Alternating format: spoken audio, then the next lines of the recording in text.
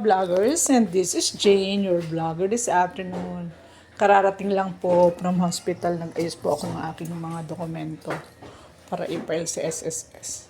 So I'm so blessed, galing sa ospital, isang linggo po sa ospital, walang bantay. Nakasurvive mag-isa hanggang makalabas po. Salamat sa mga nag-alala, lalo sa mga kamag-anak. Salamat sa inyo, te, kuya.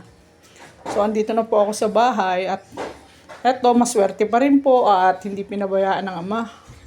At eto, wala po akong trabaho ng isang buwan, at least nakakasurvive po at nakakakain po ng masarap kahit pa paano.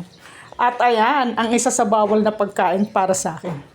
Maglalaga po ako ng nilagang liempo. Ayan.